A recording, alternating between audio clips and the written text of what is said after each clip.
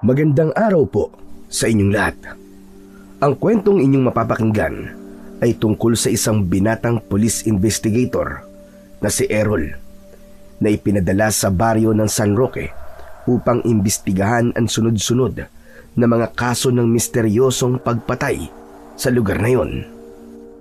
Sa kabila ng paniniwala ng mga tao na aswang ang may kagagawan ng mga krimen, ay hindi kagad naniwala si Errol. Hanggang isang gabi ay bumagsak ang isang bulalakaw mula sa langit na naglalaman ng isang puting bato na magpapabago sa kanyang buhay. Magtatagumpay kaya si Errol sa paglaban sa kasamaan gamit lamang ang paniniwala, katapangan at bala mula sa pinilakang bulalakaw. Ngunit bago po ang lahat, mga idol, huwag po nating kalimutan mag-subscribe at i-hit ang notification bell sa aking YouTube channel na The Voice Addict at Apong Isaak para sa mas marami pang makapigil hiningang kwentong aswang at katatakutan mula sa mundo ng kababalaghan. Umpisahan na po natin ang kwento. Isang malalim na paghinga ang pinakawalan ng binatang si Errol nang umandar na ang bus na sinasakyan patungo sa maliit at tagong baryo ng San Roque. Hindi siya sanay na malayo sa kanyang pamilya, pero dahil sa trabaho bilang isang police investigator ay wala siyang magagawa kundi ang sundin kung ano ang misyon na ibinigay sa kanya.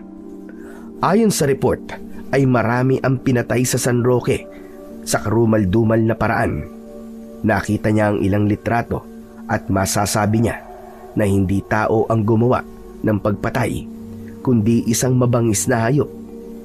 Ngunit hindi pa siya sigurado sa mga bagay na yon. Sigurado siya na malalaman niya ang katotohanan sa sandaling makakita na siya ng ebidensya kapag nakarating na siya sa bayan ng San Roque. Inabot ng halos 10 oras ang itinakbo ng bus bago yun huminto sa isang lumang istasyon ng bus. Nagsibabaan na ang mga pasahero kasama si Errol. Nasaan na kaya ang susundo sa akin? Luminga si Errol. Inakala niya na mahihirapan siyang hanapin ang susundo sa kanya, pero napailing siya nang makita ang isang lalaki na may hawak na malaking illustration board na may nakasulat na "Welcome, Sir Errol." Lumapit si Errol sa lalaki na hanggang dibdib niya lang ang taas. Mawalang galang na, sir. Pwede bang huwag kang humarang sa harapan ko? At baka hindi ko makita yung hinihintay ko eh. Ito yung illustration board, oh. Ang tapang mo naman kagad. Ako yung hinihintay mo. Ikaw ba si Chico? We, ikaw si Sir Errol, yung pulis? Ako nga. Hindi ako naniniwala. Marami ang budol sa panahon to. Bakit? Anong gagawin mo? Magpapanggap ka na ikaw si Errol. Tapos sasabihin mo na kailangan mo ng pera. Tapos bibigyan kita ng pera. Tapos hindi ka na magpapakita sa akin. Hoy, hindi mo ako mauuto, no? Wais to. Kung mambubudol ako, may pera ka bang pwede kong makuha sa'yo? Wala. Ang totoo nagastos ko na yung huling pera ko para pamasahe papunta rito sa istasyon ng bus. Inilabas ni Errol ang kanyang tsapa at isang ID. Ipinakita niya yon kay Chico. Mabilis na nagbago ang mood ni Chico. Ngumiti ito ng malaki at nakita ni Errol ang malalaki nitong ngipin sa unahan. Napatalon sa tuwa si Chico at kulang na lang ay yakapin siya. Uy, Sir Errol, ikaw nga! Ang totoo niyan nagjo-joke lang naman ako Gusto ko lang ipakita sa'yo na hindi ako basta-basta nagpapaloko, no? Oo na. Ang dami mo pa't sinasabi. O sige, pwede mo bang samahan na ako papunta sa bahay na titirang ko sa San Roque? Gusto ko na rin kasing magpahinga. Nakakapagod yung biyahe. Okay, sir. No problem. Matikas na sumaludo si Chico kay Errol na sinundan nito ng pagpadyak ng isa nitong paa. Ipinahawak nito sa kanya ang illustration board at napailing siya dahil kung sunduin naman siya nito ay para siyang isang balikbayan na sinasalubong nito sa airport. Malakas na sumipol si Chico ng 3 beses. Hindi nagtagal ay isang tricycle ang dumating. Kinuha ni Chico ang maleta ni Errol at inilagay yon sa likod ng tricycle. Tinaliin ito yon gamit ang lubid upang hindi yon mahulog. Sa loob, sumakay si Errol habang sa likod ng driver seat naman ay si Chico. Hindi nagtagal ay umandar na ang tricycle. Napahawak si Errol sa dibdib nang biglang bumilis ang tibok ng kanyang puso. Kinabahan siya sa isang bagay na hindi niya alam. Pangalawang beses pa lang niya na magtutungo sa isang malayong lugar para mag-imbestiga. Ngunit ang krimen na nangyayari sa San Roque ay bago sa kanya dahil tila meron dong isang serial killer na pumapatay ng mga tao sa pare-parehong paraan. Ganun pa man, buo ang loob niya na maresolba ang kaso at mabigyan ng kasagutan ang tanong ng mga tao kung sino ba talaga ang dapat na maparusahan sa mga patayang nangyayari sa baryong yun. Makalipas ang ilang sandali ay umandar na ang tricycle. Habang binabaybay ng tricycle ang lubak-lubak na kalsada papunta sa San Roque, ay tumahimik na pinagmamasdan ni Errol ang paligid. Sa magkabila ang gilid ng daan ay may makakapal na damuhan at mga punong tila mas matanda pa sa kanya. May ilang lumang bahay na yari sa kahoy at ang bubong ay pawid. Makulimlim ang langit at parang anumang oras ay babagsak ang isang napakalakas na ulan. Sa di kalayuan ay tanaw niya ang matataas na kabundukan. Hinugot ni Errol ang kanyang cellphone at napakunot ang noo niya dahil nawawala na ang signal nun. Sabay ng pag-uga ng tricycle ay ang unti-unting pagkaramdam ni Errol ng kakaibang lamig sa hangin na nagpapataas ng balahibo sa kanyang mga braso.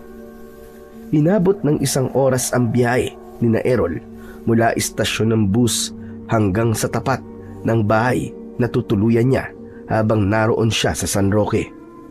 Siya ang nagbayad sa tricycle driver dahil wala ng pera si Chico. Nang alisin ni Chico ang lubid na nakatali sa maleta niya, ay agad na hinawakan ni Errol ang maleta upang ibaba. Pero bigla siyang pinigilan ni Chico. "Hindi na sir, sir! Ako na magbubuhat nito!" "Uy, mabigat yan Chico, hindi mo kaya yan. Hindi mo pwedeng gamitin ang gulong yan at madudumihan." "Alam ko sir, kayang-kaya ko to." "Hindi mo ba ako narinig? Mabigat nga yan." "Hindi mo rin ba ako narinig sir, ang sabi ko, kaya ko to." "Okay, sige. Ikaw ang bahala, sabi mo eh." Hinayaan ni Errol na ibaba ni Chico sa likod ng tricycle ang maleta at muntik na siyang matawa dahil halos hindi na maipinta ang mukha nito nang buhatin nito yon. Hinayaan na lang niya si Chico at nauna na itong naglakad papasok sa bakuran kung saan nakatayo ang isang bahay na may katamtamang laki. Si Chico ang kinausap ng mga nakatataas sa kanila para may mag-asikaso kay Errol at upang gamitin ang bahay nito para pansamantala niyang tutuluyan. Binayaran na ito para sa 2 buwan na pananatili niya roon. Simple ang bahay ni Chico. Gawa yon sa pinagsamang kawayan, sa wali at bubong na yero. Sa paligid ay mababang bakod na gawa sa kawayan. Pagpasok nila sa loob ay may isang maliit na mesa sa gitna at 2 upuan na walang sandalan. Sa isang sulok ay may istante kung saan nakalagay ang mga gamit sa kusina.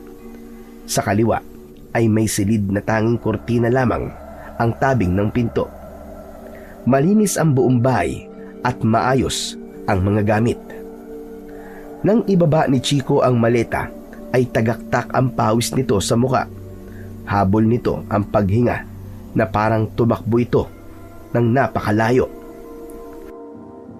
Sir Errol, nilinis ko na pala yung magiging kwarto mo ha. Dito na lang ako matutulog sa sala. Yung banyo nga pala nasa likod. Merong poso doon, pwede kang maligo doon. Kapag maglalaba ka naman, pwede rin doon. Pero pwede ka rin magpalaba sa akin. Pero syempre, kailangan mo magbayad. Hehehe, kapag may kailangan ka, huwag ka mahihiyang magtanong sa akin ha. Tumango-tango si Errol habang iginagala ang tingin sa kabuuan ng bahay. Sige Chico, maraming salamat. O sige, magpapahinga na muna ako ha. May request ka bang ulam para mamaya sa hapunan, sir? Wala naman. Hindi naman ako maselan sa pagkain eh. Kaya kahit na anong ihanda mo o lutuin mo, ay wala kang magiging problema sa akin. Basta walang lason o di kaya pangit ang lasa. Ayos na sa akin yun. Huwag ka mag-alala, sir. Masarap ako magluto. Baka nga mamaya pagbalik mo sa Maynila tumaba ka na Hindi na nagsalita pa si Errol at baka humaba pa ang usapan nila ni Chico. Kinuha na niya ang kanyang maleta at pumasok sa kwarto. Meron dong papag na may manipis na kutsyon na kasya ang 2 tao. May malaking bintana at may isang lumang aparador. Meron dong isang ventilador na nakapatong sa monoblock chair. Hindi na inilabas pa ni Errol ang kanyang mga damit. Hinubad lang niya ang kanyang sapatos, medyas at jacket. Binuksan niya ang electric fan at humiga na sa papag. Sa pagpikit niya ng kanyang mga mata ay mabilis siyang nakatulog dahil sa labis na pagod mula sa mahabang biyahe. Madilim na nang magising si Errol. Malamig na ang buong kwarto dahil sa electric fan at nakabukas na bintana. Pinatay niya ang electric fan at isinarado ang bintana saka siya lumabas ng kwarto.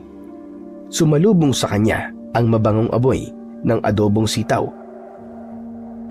Nang magtungo siya sa kusina ay naabutan niya si Chico na abala sa pagluluto. Sa lamesa ay may pritong galunggong at isang kaldero ng kanin. Uy, Sir Errol, tamang-tama ang gising mo. Maluluto na tong adobong sitaw. Umupo ka na dyan at kakain na rin tayo. Tahimik na naupo si Errol. Maya-maya ay inihain na ni Chico ang adobong sitaw at nagsimula na silang kumain. Oo nga pala, bukas ng umaga samahan mo ako sa kapitan ha. Alam ko, nagkausap na sila ni Mayor Ramirez tungkol sa mga impormasyon na kailangan kong malaman para makapagsimula na ako ng aking investigasyon. Walang problema, sir.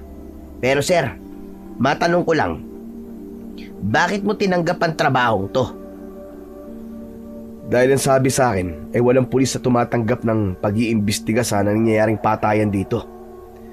Kahit nga mga lokal niyong pulis sumuko na Paano di sila susuko?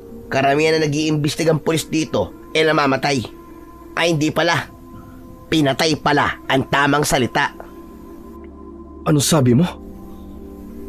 Pinatay nung killer? Aswang, sir. Mga aswang. Bahagyang natawa si Errol. Napailing siya. Sabay inom ng tubig. Ano nakakatawa sa sinabi ko, sir? Hindi ka ba naniniwala sa mga aswang? Chico, 29 anyos na ako. Sa tagal ko nabubuhay dito sa mundo, kahit dulo ng kuko ng aswang ay wala pa ako nakikita. Saka hindi na rin ako nagtataka kung bakit sinasabi niyong aswang ang pumapatay dito. Sa liblib ba naman ang baryo niyo Normal na sa ganitong lugar ang mga kwentong aswang. Kapag may pinatay at hindi nahuli ang sospek, sasabihin niyo talaga na aswang ang dumali. Grabe ka, sir ha. Ang sakit mo naman magsalita. Parang sinasabi mo na walang urbanidad ang mga tao rito sa'yo ng totoo, sir Aswang talaga ang pumapatay dito. Kaya nga kung mapapansin mo kapag lumalabas ka ng ganitong oras, ay wala ka na makikitang pag-alagalang mga tao sa labas. Sus, basta hindi ako naniniwala sa mga aswang.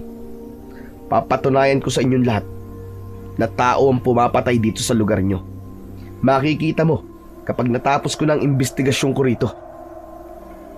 Halos lahat ng pulis na nag-imbestiga rito, sir, ay ganyan ang sinabi.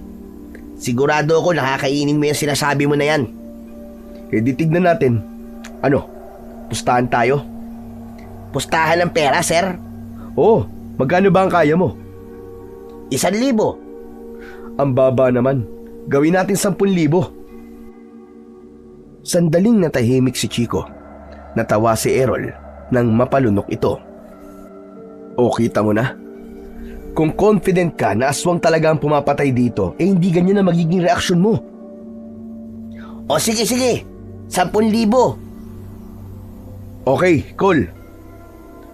Ipinagpatuloy na ni Errol ang pagkain. Malakas ang loob niyang makipagpustahan kay Chico ng ganun kalaki dahil malaki ang tiwala niya sa sarili na mapapatunayan niyang tao ang may kagagawan ng pagpatay sa San Roque.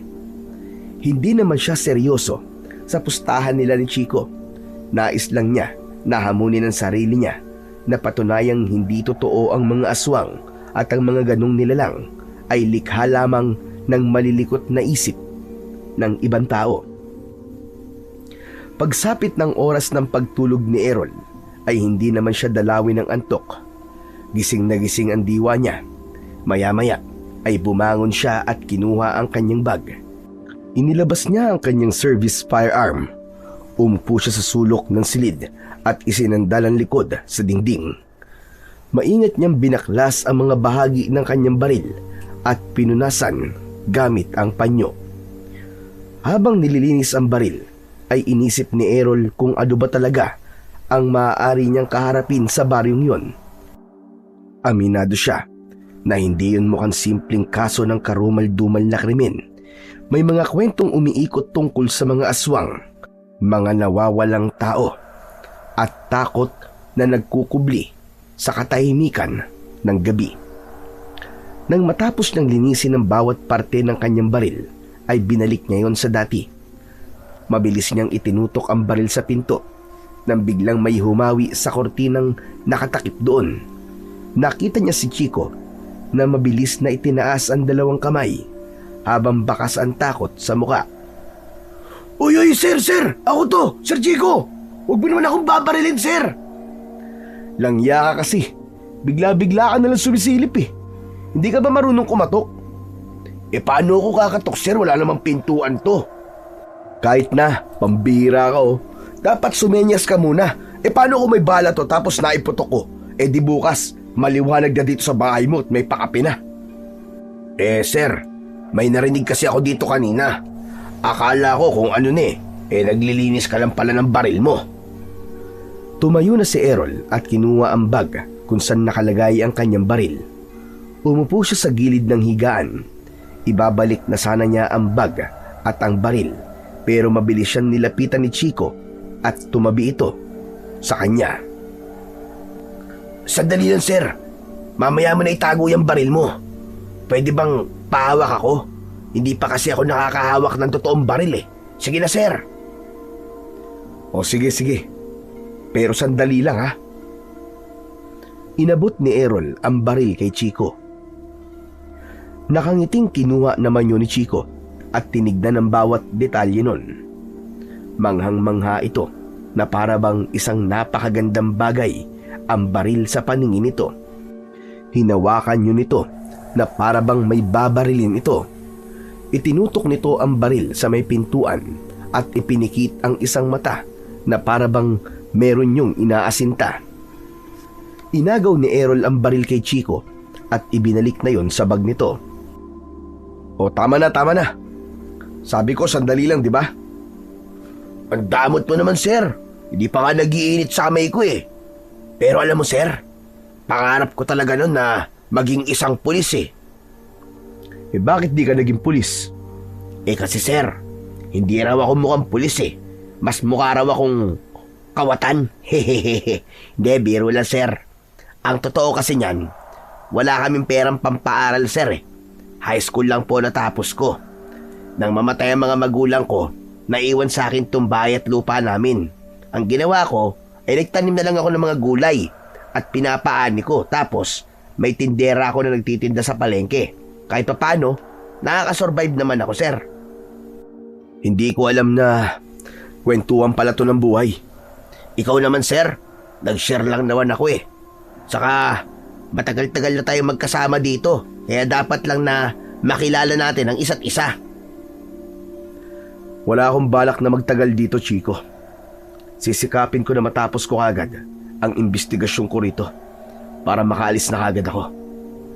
Kung ebidensya sir, na tao ang pumapatay dito sa San Roque, good luck na lang sa'yo sir. Sigurado ako na mahihirapan kang patunayan yung tsorya mo na yan. Sige na sir, matutulog na ako. Matulog ka na rin. Sabihan mo na lang ako bukas kapag pupunta na tayo kay Kapitan.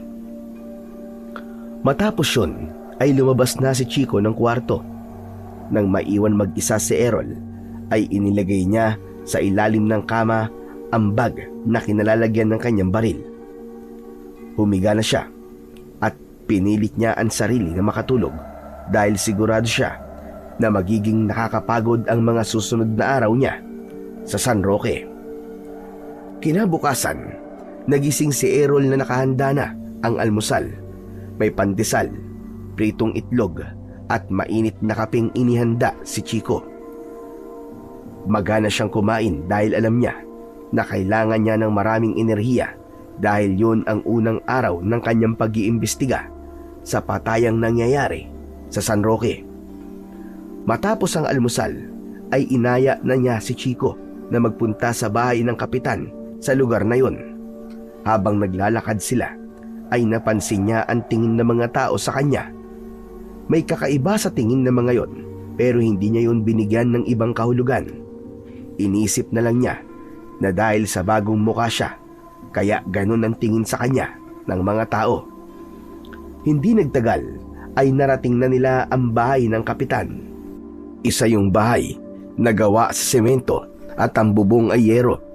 Kumatok si Chico at isang matangkad na lalaki na may kayumangging balat ang nagbukas ng pinto. Oh, Chico, anong ginagawa mo rito?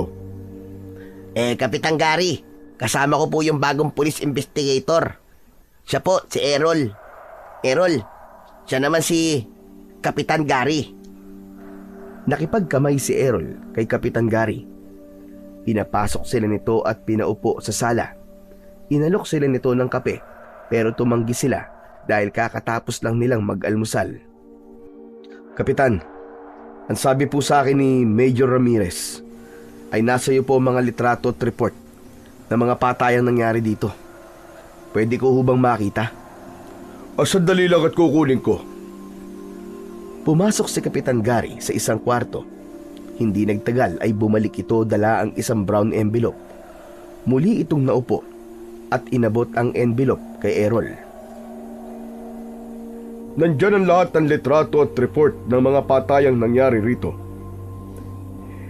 Bibigyan lang kita ng babala, lalo na sa mga pictures. Masyadong brutal. Nako, wag po kayo mag-alala. Sanay na po ako makakita ng mga ganyan. Isang malalim na paghinga ang pinakawalan ni Errol bago niya binuksan ang brown envelope. Sabay-sabay niyang inilabas ang mga laman nun. Ipinatong niya ang iba sa kanyang hita at una niyang tinignan ang mga larawan. Napalunok si Errol nang makita niya ang litrato ng isang matandang babae na nakahandusay sa damuan. Putol ang braso at tila may kagat sa leeg. Sa isang litrato naman ay may lalaki na wakwak ang tiyan at nakalabas ang bituka. Bawat litratong nakikita niya ay nagbigay sa kanya ng kilabot. Iba-iba man ang paraan ng pagpatay sa mga biktima, ay may iisang pagkakapareho ang mga yon. Lahat ay may kagat at kalmot. Patingin nga ako ng mga picture, Sir Errol.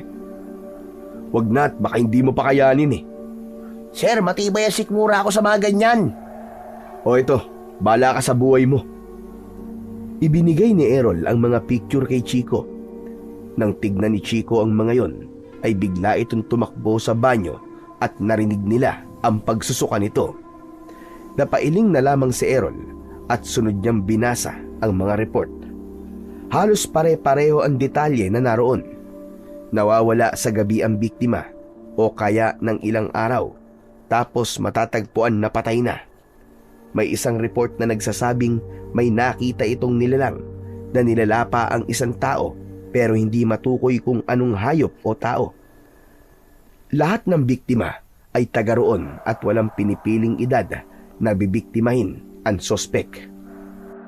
Nang matapos ng tignan at basahin ni Errol ang lahat ng laman ng brown envelope, ay ibinalik niya na yon sa kinalalagyan ng mga yon. Pwede bang sa akin na po muna mga to, Kapitan? Pag-aaralan ko po kasing mabuti ang mga to. Ay, walang problema, Errol. Salamat at nagkaroon ka ng lakas ng loob na mag-imbestiga rito sa aming lugar. Siguro naman alam mo na maraming pulis ang ayaw nang makialam sa nangyayari dito sa San Roque. Narinig ko nga po ang tungkol sa bagay na yan. Pero wag po kayong mag-alala, Kapitan. Gagawin ko po ang lahat para managot ang dapat na managot. Hanggang ngayon po ba may patayan pa rin nangyayari dito? Halos 1 linggo nang hindi umaatake ang pumapatay. Pero ang pinaniniwalaan ng mga tao ay aswang ang may kagagawan ng patayan. Hindi ko alam kung maniniwala ba ako, lalo na't hindi pa naman ako nakakakita ng aswang sa tanang buhay ko. Hindi ako sigurado kung totoo ba ang ganung mga nilalang. Nang sandaling yun ay bumalik na si Chico. Pulang-pula ang mga mata nito dahil sa pagsusuka. Hindi na rin nagtagal doon si Errol at nagpaalam na siya kay Kapitan Gary dahil kailangan niya nang simulan ang kanyang mabusising pag-iimbestiga. Matapos magpunta sa bahay ni Kapitan Gary ay sinimulan na kagad ni Errol ang pagtatanong sa mga tao sa San Roque at umasa siya na may mahalaga siyang impormasyong makukuha. Hindi na siya nasamahan pa ni Chico dahil kailangan itong asikasuhin ang taniman nito ng mga gulay. Unang pinuntahan ni Errol ang pamilya ng isa sa mga biktima. Agad na sinabi ng babae na aswang ang pumatay sa asawa nito. Sumunod siyang tumungo sa palengke kung saan nagtitipon ang ilang mga residente. Nagpakilala siya at maayos na nagtanong kung may nakakita o may alam ang mga ito na impormasyon sa mga nangyayaring krimen. Isa-isang nagsalita ang mga ito at lahat ay iisa ang naging sagot. Ayon sa mga ito ay aswang ang pumatay sa mga biktima. Habang sinusulat ni Errol ang mga sagot sa kanyang notebook ay napapailing siya. Pero para sa kanya, hindi sapat ang mga ganong sagot para maging batayan sa isang investigasyon. Para sa isang tulad niyang sanay sa ebidensya at lohika, nakakapagod ang paulit-ulit na pagsagot sa tanong na hindi naman nagdadala ng linaw sa mga bagay at katanungan na hinahanapan niya ng kasagutan. Nag-aagaw na ang dilim at liwanag nang umuwi si Errol sa bahay ni Chico. Pagod siyang pumasok sa kwarto. Agad siyang humiga at tumingin sa kawalan. Pambihira. Talagang lahat ng tao rito ay naniniwala na aswang ang pumapatay sa mga biktima. Mukhang wala akong makukuhang impormasyon sa kanila na makakatulong sa pag-iimbestiga ko. Napapitlag si Errol nang biglang pumasok si Chico. May hawak itong sandok. Uy, nakauwi ka na pala, sir. Ano? Kumusta ang pagtatanong-tanong mo sa mga tao? Hulaan ko. Iisa lang ang naging sagot nila, no? Lahat sila ay sinasabi na aswang ang pumapatay dito sa San Roque. Tama ba ako?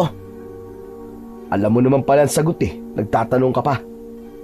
Uy, mukhang mananalo ako sa pustahan natin Pwede ko bang i-advance na yung kalahati ng 10,000 sa pustahan natin, sir?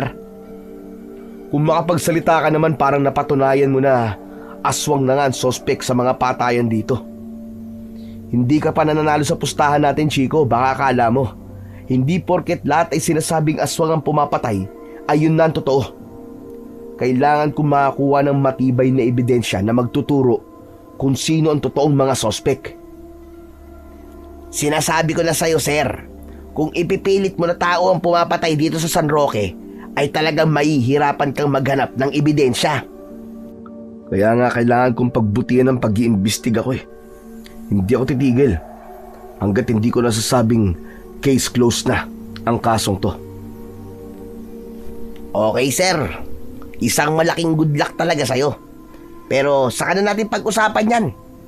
Kung nagugutom ka na, magsabi ka lang para makapaghain na ako na ng hapunan natin. Matapos yun, ay lumabas na si Chico ng kwarto. Nang maiwan si Errol, ay nahulog siya sa malalim na pag-iisip.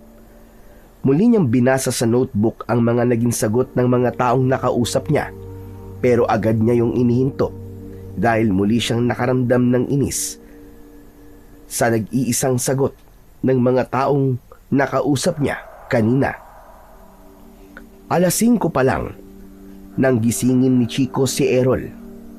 Nagalit si Errol dahil ang akala niya ay ginising siya ni Chico para sa isang walang kwentang bagay.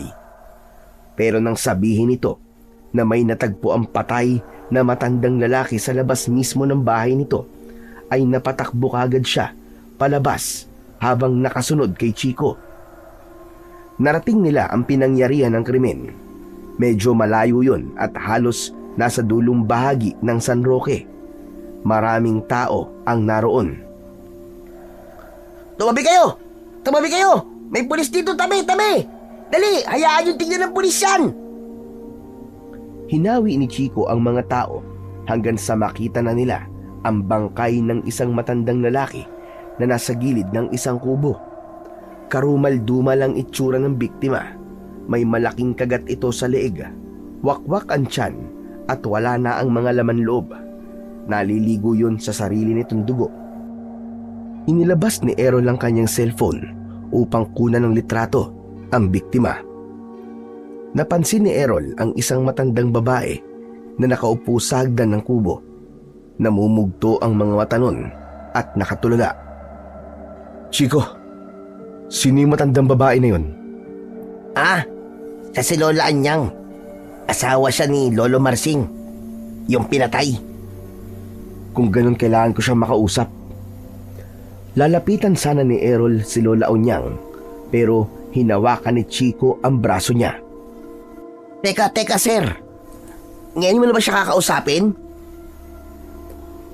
Oh, baka nakita niya kung sinong pumatay sa asawa niya. Hindi ba pwedeng saka mo na lang siya kausapin, sir? Tignan mo naman ang itsura niya, oh. Mukhang shock na shock pa siya sa nangyari. Chico, bilang pulis ay hindi ko dapat pinapalipas sa mga ganitong pangyayari. Kailangan ko na kagad malaman ang mga impormasyon na nalaman ni Lola Anyang. At baka makatulong yun para maresolba ko ang kasong to. Kayo rin naman taga rito sa San Roque ang makikinabang kapag nahuli na kung sinong gumagawa ng pagpatay dito. Hindi na napigilan pa ni Chico si Errol. Nang bitiwan nito ang braso ni Errol ay naglakad na siya papalapit sa nakatulalang matandang babae. Nag-angat ng tingin ng matanda at diretsyong tumingin kay Errol. Agad siyang nagpakilala sa matanda at kung bakit siya naroon. May nakapagsabi po sa akin na kayo po ang asawa ng biktima. Tama po ba? Nanatiling nakatingin ang matandang babae sa kanya. Walang emosyon ang mukha nito, pero bakas sa mga mata nito ang takot at galit. Nakita niyo po ba ang nangyari sa inyong asawa? Maibabalik ba buhay ng aking asawa kung sasabihin ko sa iyo nangyari? Lola, kailangan ko po ang inyong kooperasyon para mabigyan po ng hustisya ang pagpatay sa inyong asawa. Kailangan niyo pong sabihin sa akin ang mga nakita niyo. Tumayo si Lola Onyang at galit na ipinagtulakan si Errol. Umalis ka rito. Hindi pulis ang kailangan ng baryong ito. Lumayas ka rito. Layas! Inawat naman ni Chico si Lola Onyang. Nagwala ang matanda. Malakas itong umiyak habang sumisigaw. Nagbitaw na rin ito ng malulutong na mura. Naiintindihan naman ni Errol kung bakit ganun ang naging reaksyon ng matandang babae. Alam niya na masakit para rito ang mawalan ng mahal sa buhay. Pero hindi kailangang kalimutan ni Errol na naroon siya dahil sa kanyang misyon na resolbahin ang nangyayaring krimen sa baryo ng San Roque. Hanggang sa nagdesisyon si Errol na wag na munang kausapin si Lola Onyang. Napagtanto niya na tama si Chico na saka na lang niya kakausapin ang matandang babae kapag kalmado na ito. Tinapos na lang ni Errol ang kanyang pagkuha ng litrato at paghahanap ng ebidensya sa paligid ng pinangyarihan ng krimen. May nakita siyang bakas ng mga paa at nang sinundan niya yon ay dinala siya noon sa bukana ng gubat na hindi ganun kalayo sa bahay ni Lola Onyang. Kinunan din niya ng litrato ang mga bakas ng paa. Nagulat si Errol nang biglang nagsalita si Chico sa kanyang likuran. Tignan mo yung mga bakas ng paa, Sir Errol. Nakakagulat ka naman, Chico. Bakit ba ang hilig mong sumulpot na lang kung saan-saan? Aatakihin ako sa puso eh. Bawasan mo kasi ang pag-inom-inom mo ng kape, Sir. Nakita ko kahapon nakailang baso ka ng kape. Pero, balik tayo sa mga bakas na yan, Sir. Tignan mo ng mabuti, Hindi ba't masyado yung malaki para sa paa ng isang tao? Oo. Sasabihin mo na naman ba na aswang ang may-ari ng bakas ng mga yan, Chico? Sadyang may mga taong malalaki talaga ang paa. Pero hindi naman ganyang kalalaki, Sir. Kailan mo ba tatanggapin na totoo ang mga aswang, Sir? Kung uumpisahan mong maniwala sa kanila, ay sigurado kong magiging madali para sa'yo na resolbahin ng kasong to. Alam mo, kahit anong sabihin mo ay hindi ako maniniwala sa mga aswang na yan. Kung gusto mong makatulong sa akin ngayon, puntahan mo si Kapitan Gary at sabihin mo na kailangan ng ambulansya rito para madala sa ospital yung katawan. Napakamot sa ulo si Chico bago umalis. Muling tinignan ni Errol ang bakas ng paa na nasa lupa. Ikinumpara niya yon sa haba at lapad ng kanyang paa at doon niya napagtanto na tila hindi kapanipaniwala ang laki ng paa ng nagmamay-ari ng bakas ng paa na naroon. Pagsapit ng gabi, mag-isang nakaupo si Errol sa labas ng bahay ni Chico. Hindi mawala sa isip niya ang itsura ng bangkay ng matandang lalaki na nakita niya kanina. Sa ilang taon ng pagiging pulis niya, ay sanay na siyang makakita ng bangkay. Ngunit ang bangkay na nakita niya kanina ay kakaiba sa lahat. Masyadong brutal ang pagkakapatay doon na para bang galit na galit ang gumawa nun. Hindi magtatagal ay malalaman ko rin kung sino ang pumapatay dito. Mahuhuli din kita. Pinapangako ko yan. Umiim ang bagang ni Errol. Naisip niya na kailangan niya nang mahuli ang responsable sa patayan sa baryo ng San Roque dahil alam niya na habang malaya pa yun ay patuloy na madadagdagan ang mga biktima nito. Maya-maya pa ay lumabas si Chico na may dalang lamesa. Inilagay nito yon sa harapan ni Errol. Bago pa makapagtanong si Errol ay muling pumasok sa bahay si Chico. Hindi nagtagal ay may dala na itong isang bote ng alak at 2 baso. Ano yan? Lambanog, Sir. Pampantok. Ang bihira. Ayokong uminom. Maaga akong gigising bukas para puntahan si Lola Onyang. Hindi ba pwedeng palipasin mo ng ilang araw, Sir, bago mo siya kausapin? Nakita mo naman na nangyari kanina, di ba? Hindi pa siya handang magkwento, Sir. Saka, magandang mag-inuman tayo para makilala natin ang isa't isa. Kwentuhan tayo ng kung ano-ano, Sir. Matagal na tinignan ni Errol si Chico. Sa huli, ay pumayag na rin siya na makipag-inuman kay Chico dahil naramdaman niya ang nais lang nito na maging malapit sa kanya. Kumuha ng malamig na tubig si Chico. Inilabas nito ang natirang ulam nila kaninang hapunan na inihaw na liempo para maging pulutan nila. Nagsimula na silang mag-inuman at nagtanong si Chico ng ilang bagay sa kanya. Ganon din siya kay Chico. hanggang sa napunta ang kanilang usapan sa nangyayaring hindi maganda sa San Roque. Matagal na bang may nangyayaring patayan dito sa inyo, Chico? Nako sir, matagal na ho. Bata pa lang ako nun eh. Pero ngayon lang na may mga pulis na nagpupunta rito na taga ibang lugar para mag-imbestiga. Kasi nun, mga pulis dito ang gumagawa niyan. Bakit nyo naman naisip na aswang nga may kagagawa ng patayan? Bakit? May nakakita na ba sa inyo na may aswang talaga dito? Marami na sir. Pero ako, hindi pa talaga ako nakakakita ng aswang. Nagpapasalamat na nga lang ako sir na hanggang ngayon, buhay pa rin ako eh. Siguro sa susunod, kailangan kong kausapin yung mga sinasabi mo na nakakita sa mga aswang. Bakit sir? Naniniwala ka na ba na may aswang talaga? Hindi. Gusto ko lang sila makausap at baka may impormasyon akong makuha sa kanila na makakatulong sa akin pag-iimbestiga.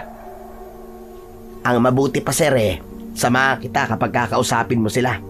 Kilala ko silang lahat sir. Ayos, mabuti pa nga. Malaking tulong yan sinasabi mo na yan. Nagpatuloy na sina Errol at Chico sa pagkwekwentuhan. Isinantabi muna nila ang tungkol sa patayan sa San Roque at napunta ang usapan nila sa mga nakakatawang karanasan ni Chico. Unti-unting gumaan ang loob ni Errol dahil nakita niya kung gaano kasayang kausap si Chico sa dami ng mga nakakatawa nitong experience sa buhay. Hanggang sa maya-maya ay may itinuro si Chico sa kalangitan. Tignan mo sir Ayun! Ang daming bulalakaw! Tumingala si Errol at doon niya nakita ang halos magkakasunod na bulalakaw na gumuguhit sa kalangitan. Napangiti siya dahil yun ang unang beses na nakasaksi siya ng meteor shower. Meteor shower ang tawag sa ganyan. Ano sir? Shower? Naliligo rin ba mga bulalakaw sir? Hindi, ano ka ba? Bakit meteor shower ang tawag? Aba, malay ko sa nagpangalan yan. Patuloy na pinanood ni Errol ang pagguhit ng napakaraming bulalakaw sa kalangitan. Naaliw siya sa panonood nun hanggang sa sumabog ang isang puting liwanag sa kalangitan. Isang napakalaking bulalakaw ang gumuhit sa kalangitan. Mistula yung isang bolang apoy. At nang bumagsak yun, ay isang mahinang pagsabog ang kanilang narinig. Kinabahan si Errol na wala ang pagkalasing niya at sabay pa silang napatayo ni Chico. Bulalakaw pa ba yun sir? Parang bomba na! Bulalakaw pa rin yun. Malapit lang ang pinagbagsakan nun. Kaya ganun. Parang sa gubat yata bumagsak sir. Tara, punta natin yung pinagbagsakan ng bulalakaw. Ano? Seryoso ka ba sir? Seryoso ako. Gusto kong makita ang bulalakaw ng malapitan. Bata pa lang ako Pangarap ko na makakita ng ganun Pwede bang bukas na lang natin hanapin yun sir? Delikado na lumabas ng ganitong oras Baka mamaya makasalubong pa natin dun yung aswang. Aswang. Sinabi lang hindi totoo mga aswang Para sa'yo sir. Pero para sa lahat ng tao rito ay totoo mga aswang. Alam mo, kung ayaw mo akong samahan, ako na lang ang maghahanap dun sa pinagbagsakan ng bulalakaw. Hindi na hinintay ni Errol na magsalita si Chico at malalaki ang hakbang na naglakad siya papunta sa gubat kung saan bumagsak ang bulalakaw. Sinigawan siya ni Chico na bumalik siya pero hindi niya ito pinansin. Patuloy lang siya sa paglalakad ng mabilis. Hindi nagtagal ay nakarating na si Errol sa bukana ng gubat. Doon na siya naabutan ni Chico na may dalang itak at flashlight. Oh, akala ko ba natatakot ka? Bakit sumunod ka pa sa akin? Siyempre, hindi naman kita pwedeng pabayaan sir Mayayari ako nito kay Major Ramirez kapag napahamak ka. Tapos may dala ka pang itak. Ano ka ba, katipunero? Natatawang napailing na lamang si Errol. Nagpatuloy siya sa paglalakad habang nakasunod sa kanya si Chico. Labis ang excitement na nararamdaman niya dahil totoong bata pa lang ay gusto niya nang makakita ng bulalakaw na bumagsak sa lupa. Malalaki ang mga hakbang ni Errol. Hindi nagtagal ay may naaamoy siyang tila na susunog sa kung saan. Sir, umuwi na kaya tayo? Hindi na maganda ang pakiramdam ko eh. Parang may nakasunod sa atin na kanina pa eh. Huwag ka kasing paranoid. Puro aswang kasing nasa utak mo eh. Kaya palagi kang takot eh. Wala bang basehan ng takot ko, sir? May pinatay na naman niya kagabi eh. Huwag kang matakot. Basta kasama mo ko. Kayang-kaya kitang protektahan. Nagpatuloy si Errol sa paglalakad at paghahanap sa lugar kung saan bumagsak ang bulalakaw hanggang sa may napansin siyang makapal na usok sa kanilang unahan. Kinuha niya mula kay Chico ang flashlight at nagmamadali siyang nagtungo sa pinagmumulan ng usok. Napanganga si Errol nang makita niya na doon na nga bumagsak ang bulalakaw. Isang batong kulay pilak ang naroon na kasing laki ng bola ng basketball. Gumawa ng malaking uka sa lupa ang pinagbagsakan nun. Lumapit pa siya sa malaking bato at inilawan yun ng maayos. Pinagmasdan niya yun ng maigi at doon niya napagtantong hindi yun isang bato kundi isang totoong pilak. Yan na ba yung bulalakaw, sir? Oo, ito na nga Chico. Pero kakaiba siya. Akala ko'y bato ang isang bulalakaw. Pero tignan mo to Chico. Tignan mo. Parang gawa siya sa pilak. Talaga, sir? Kung ganun, pwede nating ibenta yan. Anong ibenta? Sira ulo. Hindi natin to ibebenta. Bihira ang ganitong bagay kaya naisip ko na itabi na lang to bilang remembrance. Remembrance? Para saan? Basta wag ka na magtanong ng kung ano-ano. Ang ganda niya, Chico. Pakiramdam ni Errol ay nahipnotismo siya habang nakatitig sa pinilakang bulalakaw. Napapangiti pa siya dahil alam niya na natupad na niya ang pangarap niya noong bata pa siya na makakita ng bulalakaw. Hinawakan ni Errol ang bulalakaw pero agad niyang binawi ang kanyang kamay dahil sobrang init noon. Aray! Aray! Napaso ko. Sobrang init pala nito. Ikaw naman, sir, oo. Natural.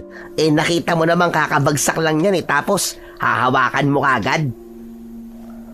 Kung ganun, hindi ko pala to mauuwi sa bahay mo ngayon. Siyang tunay, sir. Kailangan mo nang palamigin yan bago mo mahawakan. Pero kung iiwan natin to dito ngayong gabi, baka may ibang makakita nito.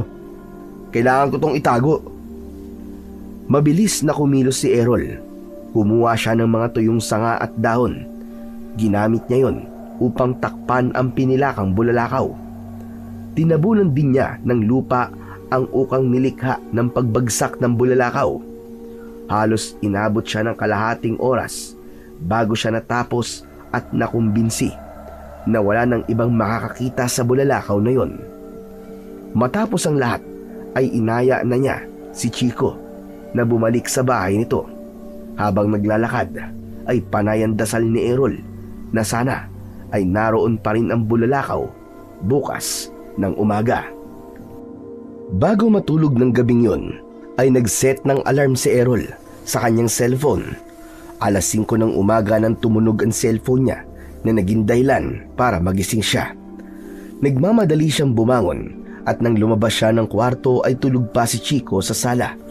Kumuha siya ng isang matibay na sako sa kusina at saka siya nagtungo sa gubat upang kunin ang pinilakang bulalakaw. Labis ang kasiyahan ni Errol dahil naroon pa rin ang bulalakaw.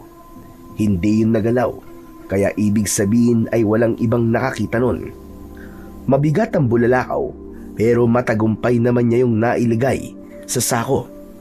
Isinampay niya yon sa kanyang likod at bumalik sa bahay ni Chico. Pagpasok niya sa bahay, ay nakita niya si Chico na naghihilamos sa may batalan. Nagtataka ito nang makita ang sakong nakasampay sa likod niya. O sir, ano yan? Wala pa namang December ah. Bakit parang si Santa Claus ka ngayon? Kau talaga puro kakalokohan. Ito na yung bulalakaw kagabi. Kinuha ko na. Ibinaba ni Errol ang sako at inilabas mula roon ang bulalakaw. Lumapit si Chico at parehas nilang tinignan ang bilog na bagay na nasa kanilang harapan. Grabe talaga. Napakaganda niya. Kumikinang-kinang pa talaga siya. Totoong pilak nga to, Chico. Pilak nga talaga to. Kaya nga sir eh. Saka ngayon ko lang nalaman na meron palang pinilakang bulalakaw. Habang nakatitig si Errol sa pinilakang bulalakaw, ay may naririnig siyang mumunting bulong sa loob ng utak niya. Tila may boses na nag-uutos sa kanya na hawakan ng bulalakaw, kaya kusang gumalaw ang kamay niya at marahan niyang hinawakan ang bulalakaw. Laking gulat nilang dalawa nang biglang nahati sa gitna ang bulalakaw.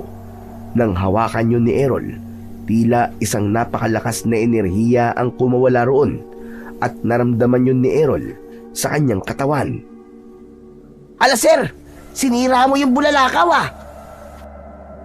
Hindi nakapagsalita si Errol dahil tumuon ang pansin niya sa isang puting bagay na nasa gitna ng nahating bulalakaw. Isa yung puting bato na kasinlaki ng holen. Sa patingin niya ay bahagya yung nagliliwanag. Kinuha ni Errol ang puting bato at pinagmasdan yun ng mabuti. Sa bulalakaw pala galing ang mga holen sir. Ang galing. Hindi ito isang holen, Chico. Isa tong bato. Pero hindi ko matukoy kung anong klaseng bato to. Napakakinis niya at napakaganda. Ano pong balak niyo dyan ngayon sir? Itatabi ko muna ang mga to. Pero tong puting bato, may naiisip na akong pwede kong gawin dito. Baka naman bigla mong lulukin yan sir ha. Tapos sumigaw ka ng Darna, aba. Sira ulo. Kung sa'yo ko kaya ipalunok tong bulalakaw na to, gusto mo? Si sir naman oh, hindi na mabiro. Matapos yun, ay itinago muna ni Errol ang pinilakang bulalakaw sa ilalim ng kanyang higaan, habang ang puting bato ay ginawa niyang kwintas dahil yun ang ibinulong sa kanya ng boses sa loob ng kanyang utak. Humingi siya kay Chico ng matibay na tali at tinalian niya ang maliit na bato at sa kanya yun isinuot sa kanyang leeg. Pagkasuot niya ng kwintas ay saglit siyang napahinto dahil parang may dumaloy na init sa kanyang leeg pababa sa kanyang dibdib na agad napalitan ng malamig at magaan na pakiramdam. Kinagabihan ay isang malakas na ulan ang biglang bumuhos. Dahil doon ay nalaman ni Chico na may tumutulo pala sa may sala. Umakyat sa bubong si Chico, dala ang pantapal sa butas sa bubong. Habang nasa bubong si Chico, ay nasa loob ng bahay si Errol. Nang sumigaw si Chico na natakpan na nito ang butas, ay may kakaibang kaba na naramdaman si Errol. Kusang gumalaw ang katawan ni Errol, kasabay ng mabilis niyang pagtakbo palabas ng bahay, ay narinig niya ang pagkalabog sa bubong. Huminto si Errol sa may gilid ng bahay at mula roon ay nakita niya si Chico na malalaglag mula sa bubong. Mabilis at matagumpay na nasalo ni Errol si Chico gamit ang kanyang mga braso.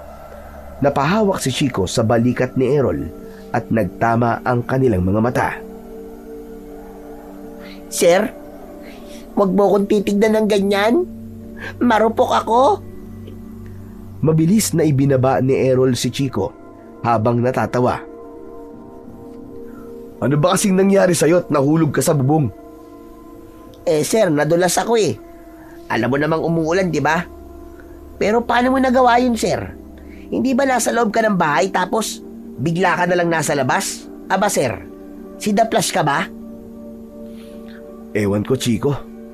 Siguro dahil naramdaman ko na mahuhulog ka. Parang adrenaline rush, ganun. Ano sir? Ano sir? Basta yun na yun. Mahirap ipaliwanag eh. Magpasalamat ka na lang kasi ligtas ka at hindi ka nasaktan. Kung talagang dami mong pang kuda eh. Sa bagay. Salamat sir ha. Kasi kung di mo ako nasalo, panigurado, bali na ang likod ko o kaya kwento na lang ako ngayon. Hehehehe. Dumiretso si Errol sa banyo para maligo dahil basang-basa siya ng ulan. Habang naguhubad ng damit ay binalikan niya ang nangyari. Maging siya ay hindi makapaniwala kung paano siya naging ganun kabilis kumilos. Pakiramdam niya ay may kung anong bagay ang nabuhay sa kaloob-looban ng kanyang katawan at isang pambihirang kakayahan ang nagising sa kanya. Pinilit ni Errol na pakalmahin ang sarili sa pamamagitan ng tuloy-tuloy na pagbuhos ng malamig na tubig sa kanyang katawan. Ngunit sa gitna ng kanyang paliligo ay natigilan siya ng isang malamig na simoy ng hangin ang naramdaman niya kahit nakasarado ang pinto at walang papasukan ng hangin. Pinakiramdaman ni Errol ng mabuti ang paligid. Isa-isang kakaibang tunog ang kanyang narinig. Parang tunog ng kuko na kumakalmot sa kahoy. Mabagal at paulit-ulit. Agad na nagbihis si Errol kahit basang-basa pa ang kanyang katawan. Lumabas siya ng banyo at tumakbo papasok sa loob ng bahay. Kinuha niya agad ang baril sa ilalim ng kanyang unan at nilagyan yun ng mga bala. Palabas na sana si Errol nang marinig niya ang boses ni Chico sa kanyang likuran. Sir Errol, saan ka pupunta? At dala mo pa ang baril mo. Huwag kang lalabas, Chico. Parang may tao sa labas eh. Ano? Hindi kaya aswang yun, sir? Pwede ba, Chico? Tigil-tigilan mo nga ako ngayon sa kakaaswang mo na yan. Hindi na sumagot si Chico. Itinuloy na ni Errol ang paglabas ng bahay habang bit-bit ang baril. Patuloy ang malakas na ulan sa labas at nagputik na ang buong bakuran.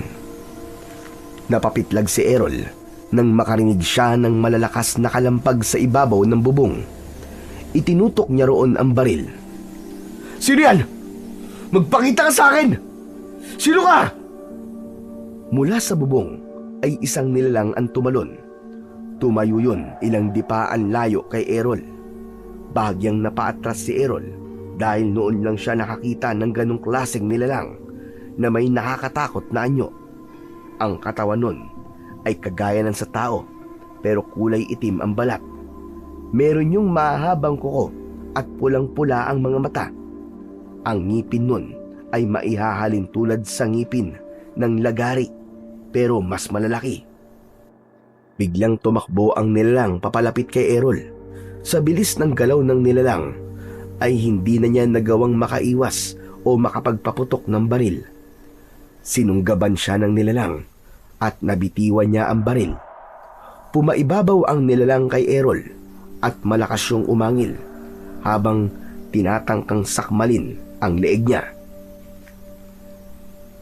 Nakipagpambuno si Errol at pilit tinabig ang mga matutulis nitong kuko gamit ang kanyang bisig.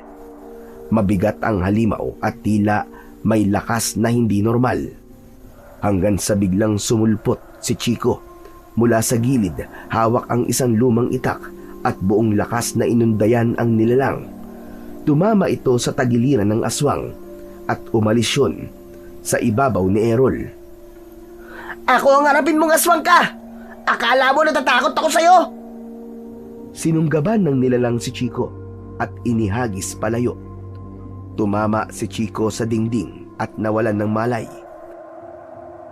Gumulong si Errol sa basang lupa at inabot ang kanyang baril. Agad niyang pinaputukan ng nilalang ng 2 beses sa likod pero hindi man lang yun natinag kahit bumaon na sa katawan nito ang mga bala. Maraang humarap ang aswang sa kanya. Patuloy niyang pinapapaputukan ang halimaw hanggang sa naubos niya ang bala niya. Anong klaseng nilalang ka? Bakit hindi ka namamatay sa mga bala ko? Hanggang sa nakita ni Errol ang itak na nabitiwan ni Chico. Mabilis niya tong dinampot at nang muling sumugod ang halimaw, ay inundayan niya ito ng malakas na taga sa balikat. Napasigaw ang halimaw at umurong. Tumulo ang itim na dugo nito at sa unang pagkakataon ay nakita ni Errol ang takot sa mga mata ng halimaw. Umatras ito at tumalon sa bakod. Hindi na niya yon nagawang habulin dahil mabilis yun nakalayo at nawala. Naiwan si Errol sa gitna ng ulan habang hawak ang itak at hinihingal. Nilapitan niya kagad si Chico at sinuri kung humihinga pa. Nang makumpirma niyang buhay pa ito, ay binuhat niya ito at dinala sa loob ng bahay. Inihiga niya si Chico sa sahig at paulit-ulit na tinapik ang pisngi nito. Chico! Chico, gising! Chico, gumising ka!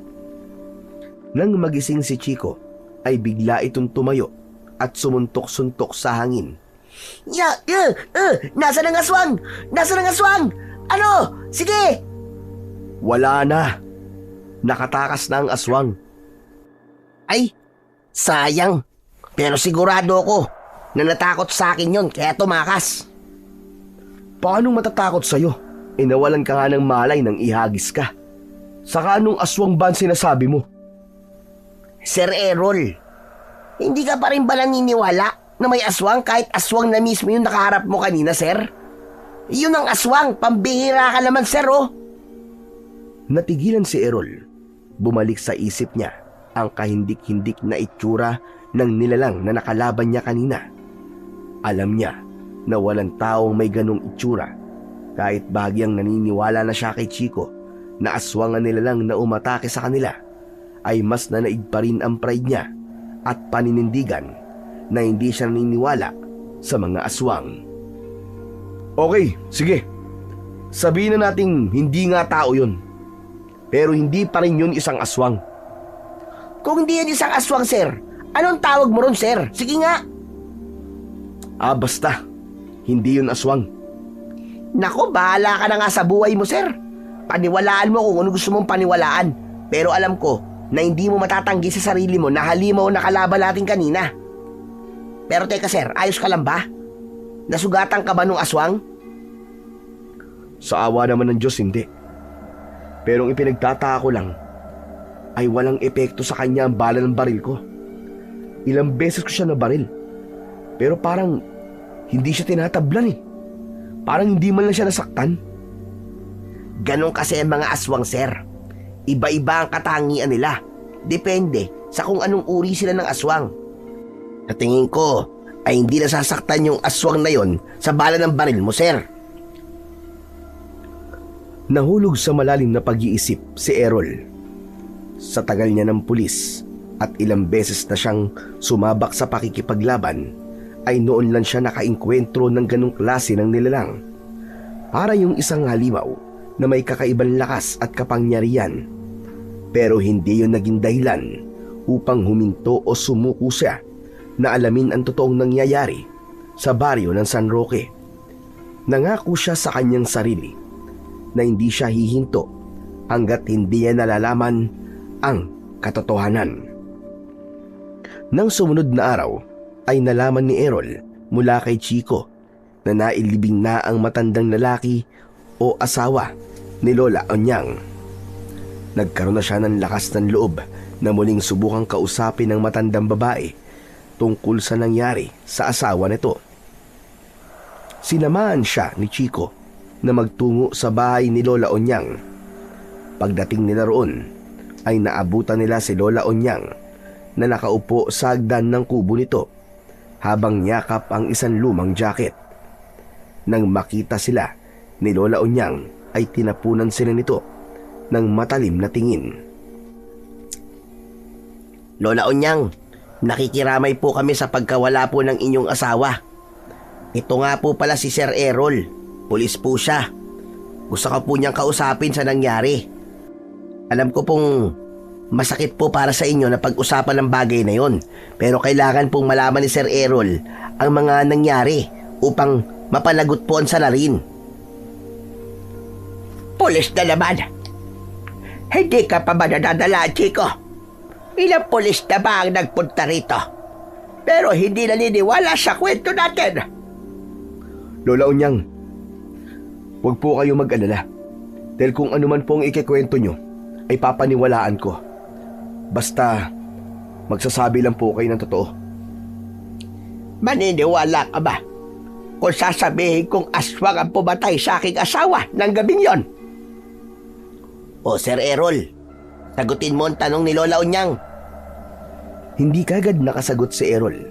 Naisip niya na kung sasabihin niya na hindi siya naniniwala, ay baka hindi na magkwento si Lola Unyang. Naisip niya na magsinungaling muna sa pagkakataon na yon. Opo, maniniwala po ako sa lahat ng sasabihin nyo. Isang malalim na paghinga ang pinakawalan ni Lola Unyang. Sinimulan nito ang pagkikwento habang nangingilid ang luha sa mga mata. Ayon kay Lola Unyang, nakahiga na sila ng kanyang asawa ng gabing yun nang may narinig silang kaluskos sa labas. Ginusto ng asawa ni Lola Unyang na lumabas upang tignan kung may tao sa labas. Pinigilan ko siya lumabas kasi naisip ko na baka aswang ang nasa labas ng aming kubo. Pero ang sabi niya ay wag ako mag-alala. Lumabas siya na may dalang itak. Tapos nang nasa labas na siya, ay inatake siya ng 2 aswang. Ano pong itsura na sinasabi niyong mga aswang? Pwede niyo po bang ilarawan sa akin? Para silang mga halimaw. May matutulis na ngipin at mahabang kuko. Kulay pula ang kanilang mga mata at mahaba ang dila. Wala silang awa. Pinatay nila ang asawa ko na para itong isang hayop. Tuluyan nang napaiyak si Lola Unyang. Napahagulgul ito at nahirapang huminga.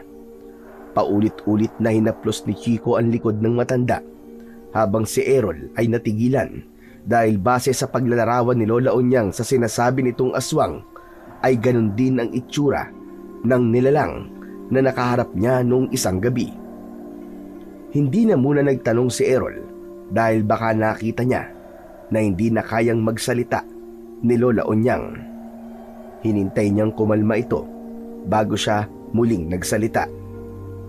Maraming salamat po sa pakikipag-usap niyo po sa akin, Lola Unyang.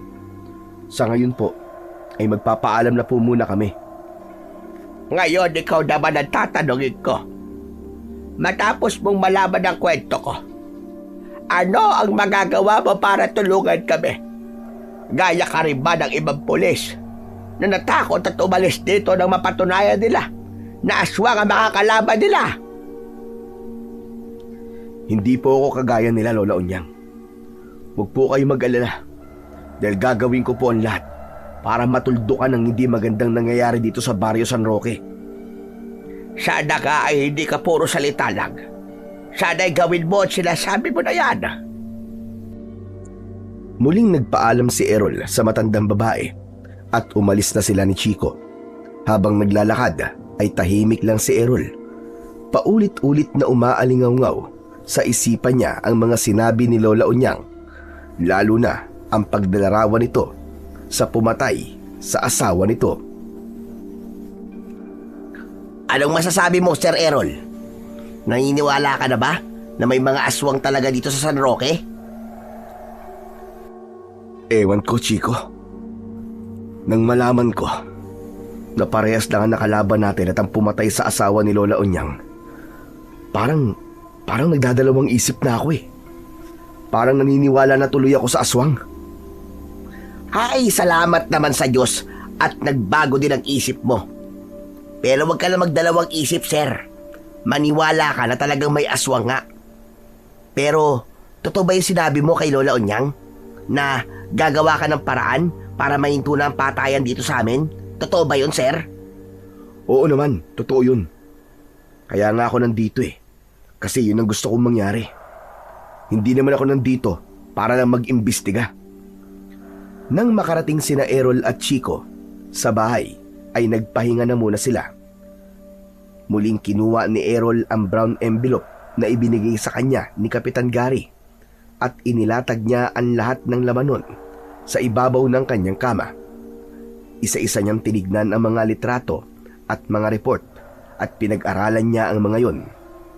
Pinagtugma-tugma niya ang mga sinabi ng mga tao at nang sandaling yon ay unti-unti nang nababasag ang hindi paniniwala ni Errol sa mga aswang. Naisip niya na baka nga may mga nilalang na gaya ng aswang na kahit mahirap paniwalaan ay totoong kasama nilang namumuhay sa mundo. Kinabukasan, matapos ang sunod-sunod na gabi ng tensyon at takot, ay napagpasyahan ni Errol na pansamantalang huminto sa imbestigasyon upang makapagpahinga. Inaya siya ni Chico na mamasyal sa ilang lugar sa baryo at pumayag naman siya. Una silang nagtungo sa ilog na may malinaw na tubig at malalaking bato kung saan makikita ang mga batang lumalangoy at naglalaro. Sa paligid nun ay may mga punong kahoy na malalago ang dahon.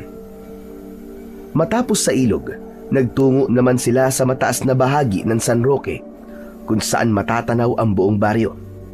Sa itaas ng burol ay may maliit na kapilya na yari sa lumang bato at sa likod nun ay may malawak na damuhan. Sa unang pagkakataon, simula nang dumating siya ay nakaramdam siya ng sandaling kapayapaan. Sir Errol, ngayon pa lang nagpapasalamat na ako sa inyo. Kasi iba ka talaga sa mga pulis na nagpunta rito. Nakita ko na kahit hindi ka taga rito, ay grabe ang malasakit mo sa aming lahat. Nakikita ko ang dedikasyon mo na matapos ang mga patayan dito sa amin. Walang anuman, Chico. Salamat din sa mainit na pagtanggap niyo sa akin dito. Pero ngayon pa lang, sinasabi ko na mahihirapan akong matapos ang nangyayaring hindi maganda dito sa baryo ng San Roque. Lalo na kung aswang nga talaga ang kalaban natin.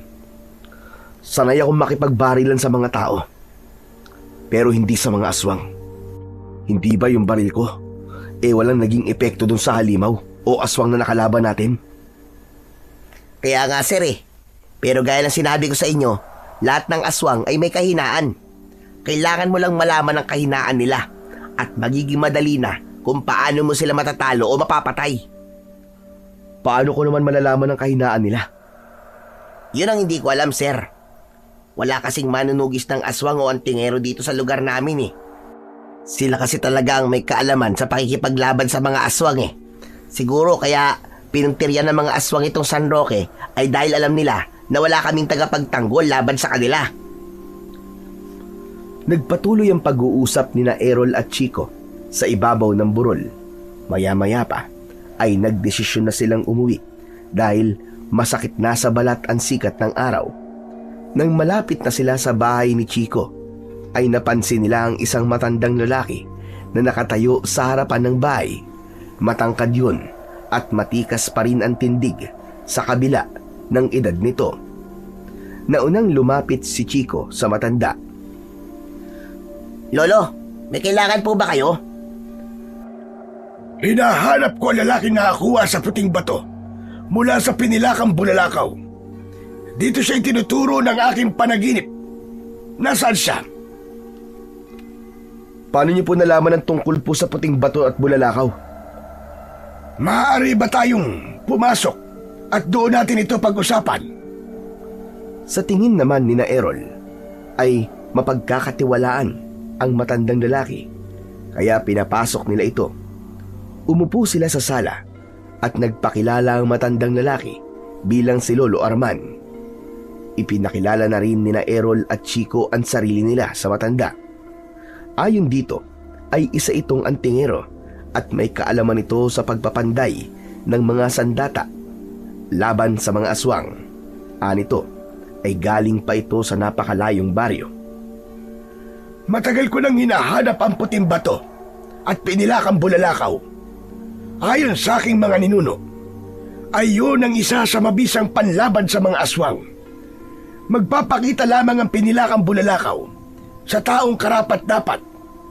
Nalaman kong nandito ang hinahanap ko dahil sa panaginip ko. Nakita ko ang lugar na ito. Ito po ba ang tinutukoy niyong puting bato? Ipinakita ni Errol ang puting bato na nakakwintas sa kanya. Namilog ang mga mata ng matanda nang makita yon. Yan nga! Yan nga ang puting bato na galing sa pinilakang bulalakaw. Napakatagal kong hinahanap ang bagay na yan. Inakala ko noon na ako ang karapat-dapat na magmayari niyan. Kaya nakakalungkot na iba pala ang itinakda. Kung ganun po, ibibigay ko na lang din po sa inyo. Wala rin naman po itong silbi at hindi ko nga po alam kung bakit ko po isinusuot to. Nagandaan lang po talaga ako sa itsura nito. Hindi ko yan maaaring kunin sa'yo dahil mawawala ng bisa ang kapangyarihan niyan kung hindi ang itinakda ang gagamit niyan. Sa'yo nagpakita ang bulalakaw at ikaw ang nakakuha ng puting bato. Kaya sigurado ko na ikaw ang nakatadhanang magmay-ari niyan. Ang ibig niyo po ba sabihin may agimat po ang puting bato na yan? Tama ka, Chico. Aba, mukha ka lang palang mangmang, pero may isip ka rin pala. Grabe ka naman, Lolo. Kakakilala pa lang natin tapos ganyan na kagad kayo magsalita sa akin. Baka hindi nyo nalalaman. Pumapatol ako sa matanda. Chico, tumahimik ka nga muna. Hindi, joke lang. Nagbibiro lang naman po ako. Pero seryoso na, Lolo. Ano bang nagagawa ng puting bato na yan? Kung sino man ang magtataglay ng batong yan, ay magkakaroon ng pambihirang lakas at bilis. Mahihirapan din ang aswang na masugatan siya. At isa rin itong magandang palanggalang laban sa mga aswang. Napaisip si Errol. Ang totoo ay hindi siya naniniwala sa mga agimat. Pero ng sandaling yon ay unti-unti nang nagbago ang paniniwala niyang yun dahil napagdugtong-dugtong niya ang mga nangyari, lalo na nung mga nakaraang gabi. Mukhang tama po sinasabi niyo, Lolo. Simula po nang isuot ko to, ay parang may nagbago po sa katawan ko. Muntik na po kasing mahulog si Chico nun, sa bubong. Tapos po, agad-agad, naramdaman ko po na parang mahuhulog siya. Kaya yun po, nailigtas ko siya. Tapos, may umatake pong aswang dito. At hindi rin niya ako nasugatan, kahit ilang beses niya akong kinalmot. Mas lalo ka pang lalakas at bibilis kapag tumagal sa'yo ang puting bato. O nga pala, yung mismong pinilakang bulalakaw, nasaan na? Nasa kwarto ko po. Gusto niyo po bang makita? Oo, gusto kong makita ang pinilakang bulalakaw. Dinala ni na Errol at Chico si Lolo Arman sa kwarto. Inilabas ni Errol ang pinilakang bulalakaw mula sa ilalim ng kanyang higaan. Lumuhod ang matandang lalaki at hinaplos ang bulalakaw. Nakamamangha talaga. Hindi ko akalain na nahahawakan ko na ang bagay na ito ngayon. Tunay kang mapalad, Errol. Dahil sa iyo ipinagkatiwala ang mga bagay na ito. Sana ay gamitin mo ito sa kabutihan at pakikipaglaban sa mga aswang. Lolo, sandali lang po. Ano po bang silbi ng pinilakang bulalakaw na yan? Agimat din po ba yan? Kasi kung wala po yan pakinabang, ibibenta ko na lang po yan. Pampasikip lang po yan dito sa bahay Kung sa tingin mo ay walang silbi ang pinilakang bulalakaw, ay nagkakamali ka, Chico. Ang bagay na yan ay maaaring gawing sandata laban sa mga aswang. Errol, anong sandata ang sanay kang gamitin? Baril po, Lo. Pulis po kasi ako kaya mas gamay ko po ang baril. Ibig po bang sabihin, Lo ay kaya nyo yung gawing baril? Mahirap gawing baril yan, pero meron akong naisip. Maaari kong gawing bala ng baril ang pinilakang bulalakaw. May karanasan ako sa paggawa ng bala ng baril. Maaari mo bang ipakita sa akin ang itsura ng iyong baril at ang bala nito. Inilabas ni Errol ang kanyang baril at isang bala upang ipakita yon kay Lolo Arman. Pinagmasdan yon ng mabuti ng matanda. Hiniling ng matanda na hiramin niya ang isang bala kay Errol na pinayagan naman niya. Bukod dito sa bala, ay kailangan ko rin dalhin ang pinilakang bulalakaw upang makagawa ko ng maraming bala para sa iyong baril. Nang sa gayon, ay maging mabisa ang bala mo laban sa mga aswang. Alam ko ang problema ng baryong ito. Sadyang pinuntirya ng mga aswang ang lugar na ito dahil alam nilang wala kayong tagapagtanggol dito. Sandali lang po, Lo. Ang ibig niyo po ba sabihin ako po ang makikipaglaban sa mga aswang na nandito sa San Roque? Kanina pa tayo nag-uusap, pero hindi mo pala nakukuha kung bakit ikaw ang nakakuha sa puting bato at sa pinilakang bulalakaw. Pero, Lo, wala po akong karanasan sa pakikipaglaban sa mga aswang. Kung kriminal po yan, kayang-kaya ko, pero sa aswang. Lo, duda po ako na mananalo ako sa kanila. Lalo na po kung marami sila. Lumapit si Lolo Arman kay Errol at maraan siya nitong tinapik sa balikat. Hindi nagkakamali ang pinilakang bulalakaw sa pagpili kung sino ang nararapat na magmay-ari nito. Magtiwala ka sa sarili mo, gaya ng pagtitiwala sa iyo ng pinilakang bulalakaw. Isa pa, wala kang dapat na ipag-alala dahil nasa iyo ang puting bato, Errol. Mas lalong walang magiging laban sa iyo mga aswang sa sandaling matapos kong gawin ang mga bala ng iyong baril na gawa sa pinilakang bulalakaw. Kinakabahan man ay sumang-ayon na lamang si Errol kay Lolo Arman. Hinayaan niyang dalhin nito ang pinilakang bulalakaw upang gawin yung mga bala ng baril na magiging mabisa sa pagpuksa sa mga aswang. Naramdaman niya na katiwa-tiwala si Lolo Arman dahil sa kalaman nito sa puting bato at sa pinilakang bulalakaw. Kaya naman, gano'n na lang kabilis ang pagbibigay niya ng tiwala sa matanda. Sa mga lumipas na araw, ay inihinto muna ni Errol ang pag-iimbestiga dahil nakumbinsi na siya na mga aswang nga ang gumagawa ng pagpatay sa mga tao sa San Roque. Bagkus ay gabi-gabi siyang nagroronda kasama si Chico upang masiguro na magiging ligtas ang bawat gabing lumilipas. Nang magkaroon sila ng pag-uusap ni Chico at Kapitan Gary, ay nagkaroon sila ng hinala na may kuta ang mga aswang na malapit sa kanilang baryo. Naging buo ang loob nilang tatlo. Nawakasan na ang takot ng ilang taon nang ibinibigay ng mga aswang sa San Roque.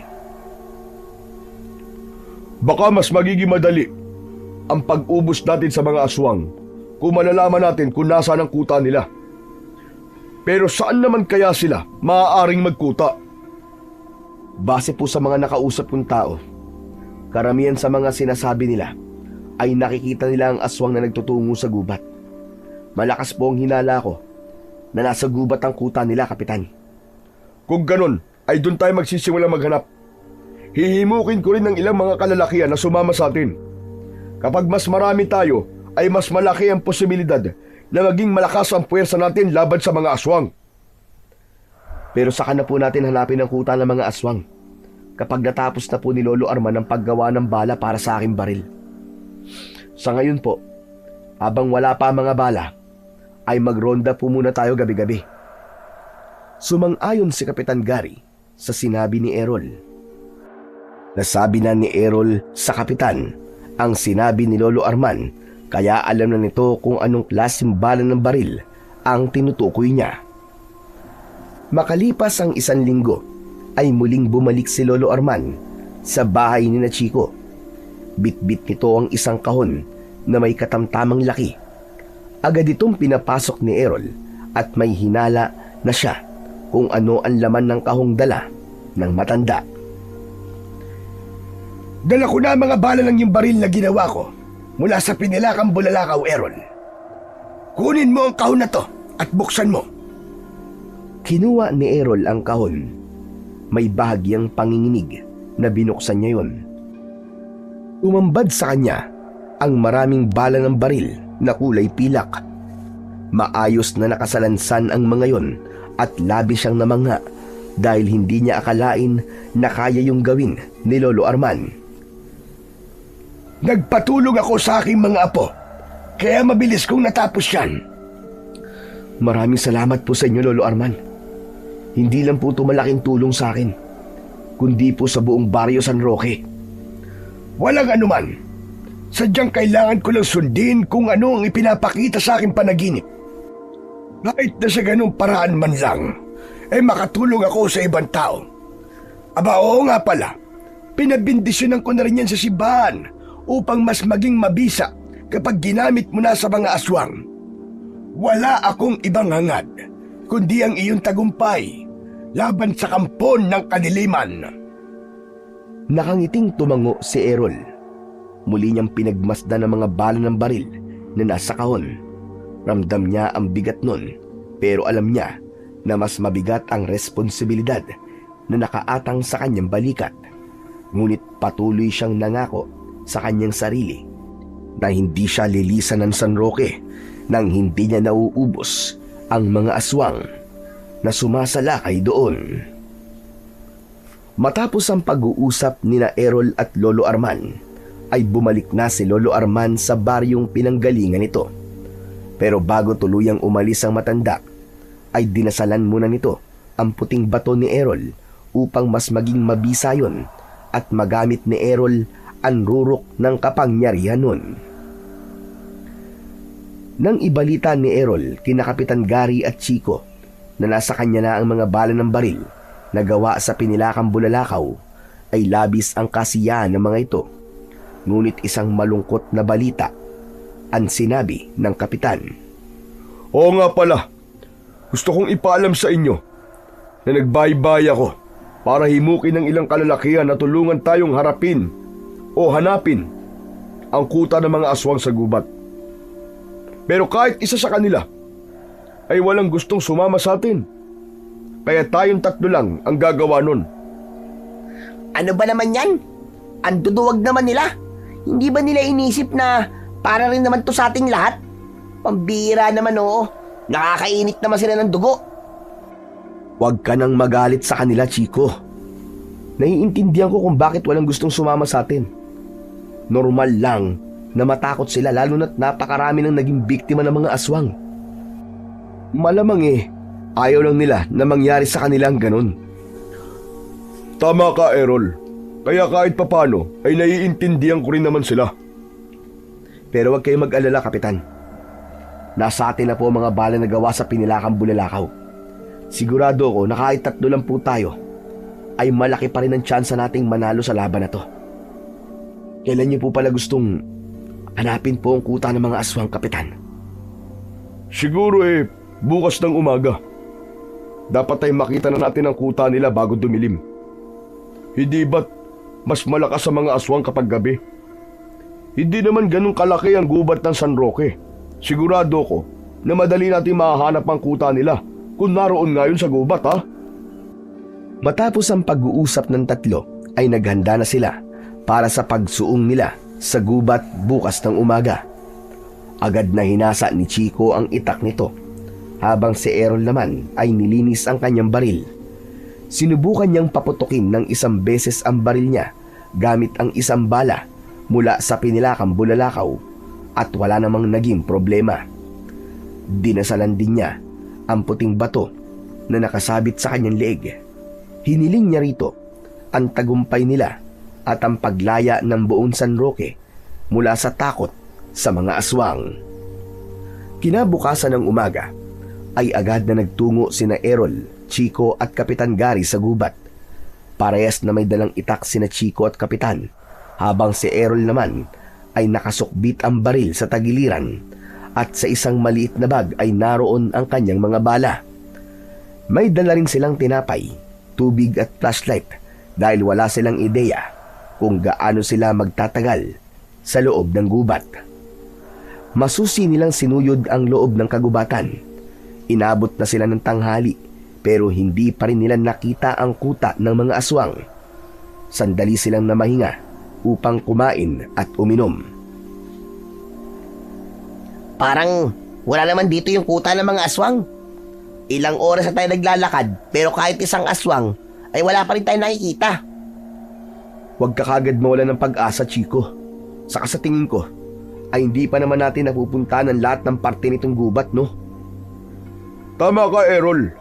Nangangalahati pa lang tayo.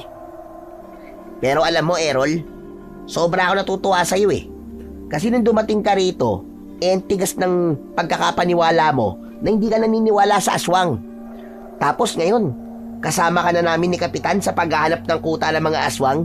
Biruin mo yon. Ganun kasi talaga ako, Chico. Hindi ako basta-basta naniniwala sa isang bagay, lalo na kung narinig ko lang. Kailangan ko ng isang matibay na ebidensya bago ako maniwala. Dapat naman ganyan talaga ang paraan kung paano mag-isip ang mga tao para hindi tayo mabiktima ng mga peking impormasyon. Nang makaramdam na ang tatlo na sapat na ang kanilang pagpapahinga, ay muli silang nagpatuloy sa paghahanap ng kuta ng mga aswang. Tahimik sila, ngunit alerto sa mga ingay at paggalaw sa kanilang paligid. Hanggang sa tuluyan ng dumilim, ginamit na ni Chico ang dala nitong flashlight upang kahit paano ay makita nila ang kanilang dinaraanan. Biglang huminto si Errol nang may kakaiba siyang naramdaman. Maging sina Chico at Kapitan Gary na nasa likod niya ay huminto rin. Teka sir, bakit ka biglang tumigil sa paglalakad? May kakaiba ako nararamdaman. Ganito yung naramdaman ko nung may umataking aswang sa atin sa bahay mo, Chico. Ibig sabihin, may aswang sa paligid natin, sir? Bago pa man makapagsalita si Errol, ay isang aswang ang bumagsak mula sa puno na nasa unahan nila. Nanlilisik ang mga mata ng aswang at ngumanga pa ito na para bang sinadya nitong ipakita ang matutulis nitong mga ngipin upang sindakin sila. Agad na itinutok ni Errol ang baril sa aswang at pinaputok niya yon. Mabilis na umiwas ang aswang, ngunit nadaplisan yon ng bala sa balikat. Umusok ang sugat ng aswang na para bang nasusunog yon. Paos na sumigaw ang aswang. Nakita ni Errol kung ano ang pinagkaiba ng balang gawa sa pinilakang bulalakaw at normal na bala. Tila naramdaman ng aswang na hindi basta-basta ang bala ng baril ni Errol, kaya tumalikod ito at mabilis na tumakbo palayo. Itinutok muli ni Errol ang baril upang barilin ng aswang, ngunit isang ideya ang kanyang naisip. Ibinaba niya ang baril at ibinalik yun sa pagkasuksok sa kanyang tagiliran. O sir, bakit hindi mo binaril yung aswang? Siya ang magdadala sa atin sa kuta nila. Kailangan natin siya sundan. Malakas ang kutob ko na doon ang punta ng hayop na yun. Hindi na nag-aksaya ng oras si Errol. Gamit ang bilis mula sa puting bato na nakasabit sa kanyang leeg, ay sinundan niya ang aswang. Hindi niya inalis ang mata sa sugatang nilalang na tumatakbo sa unahan niya. Sa likod niya ay nakasunod sina Kapitan Gary at Chico. Nahirap man sa bilis ni Errol, ay hindi rin nagpaiwan. Palalim sila ng palalim sa kagubatan at unti-unti na ring nag-iiba ang paligid. Ang mga puno ay mas malalaki na. Ang lupa ay mas basa at ang hangin ay bumaho na parabang amoy ng nabubulok na laman. Sa bawat takbang ay alam ni Errol na papalapit na sila ng papalapit. Ang sugatang aswang na sinusundan nila ay hindi na lamang biktima ng kanyang bala, kundi ito na ngayon ang magiging daan tungo sa kuta ng mga aswang. Hindi nagtagal ay pumasok ang aswang sa isang makipot na daan na natatabunan ng mga damo at ugat ng puno. Huminto si Errol sa gilid na makapal na halaman. Hindi nagtagal ay dumating na rin sina Kapitan Gary at Chico na parehong hinihingal at basang-basa sa pawis. Sumilip sila sa makapal na halaman at doon nila nakita ang kuta ng mga aswang. Tila isa yung malalim na hukay na likas na nabuo sa gitna ng kagubatan. Sa gitna ay may malaking punong tuyo, ang mga sanga na may nakasabit na mga buto. May mga lungga sa gilid ng hukay na parang mga kuweba at mula roon ay lumalabas at pumapasok ang mga aswang. Ang galing mo, Sir Errol. Tama ka nga. Dito nga papunta ang aswang na yun. Sabi ko naman sa iyo eh. Pero ano nang gagawin natin ngayon? Ngayon nalaman na natin ang kuta ng mga aswang. Aatake na tayo, Kapitan. Wala na tayong pagpipilian, kundi ang lumaban sa kanila. Dapat natin silang ubusin at wala tayong ititirang buhay. Matiim na tinignan ni Errol ang mga aswang na nasa kuta. Bumalik sa alaala niya ang matandang lalaki na pinatay na mga ito at ang mga litrato ng iba pang biktima. Yun ang tila naging mitya upang mag-alab ang apoy sa kanyang puso. Hinawakan ni Errol ang puting bato at bumulong. Ikaw na ang bahala sa amin. Gabayan mo kami at tulungan mo kaming mapagtagumpayan ang laban na to. Huwag lang ako ang iyong protektahan, kundi protektahan mo rin sina Kapitana at si Chico. Matapos yun, ay sumenyas na si Errol sa dalawa niyang kasama. Humugot siya ng isang malalim na paghinga at tumakbo pababa sa hukay. Para siyang anino na dumaan sa pagitan ng mga puno. Nang mapansin ng isang aswang ang kanyang paglapit, ay agad itong pinaputukan ni Errol. Pinuntirya niya ang dibdib ng aswang at nang bumaon ang bala sa katawan nito, ay bigla itong nagliyab at nasunog. Nagsimulang magkagulo ang mga aswang nang malaman ng mga yon ang pagdating ni Errol. Isa-isang lumitaw mula sa mga lungga ang mga aswang na may mahahabang dila at pulang mga mata. Sumunod kay Errol sina Kapitan at Chico. Tumayo ang dalawa sa magkabila ang gilid ni Errol habang nasa harapan nila ang napakaraming aswang. Noon, kayo nagpupunta sa San Roque para pumatay ng mga inosenteng tao. Ngayon naman, kami na ang pumunta dito upang patayin kayong lahat. Malakas na sumigaw sina Kapitan at Chico at buong tapang na umatake ang mga ito gamit ang matutulis nilang mga itak. Ang bawat tagang tumatama sa leeg o tiyan ng mga aswang ay nag-iiwan ng malalim na sugat, ngunit nananatiling matibay ang mga yon. Hanggang sa tumakbo si Errol sa gitna at sunod-sunod siyang nagpakawala ng putok ng baril. Siniguro niya na hindi nasasayang ang balang kanyang pinakakawalan. Bawat aswang na tinatamaan ng bala ay nag-aapoy at nalulusaw. Ang mga aswang ay nagsimulang umurong pero hindi ito tinigilan ni Errol.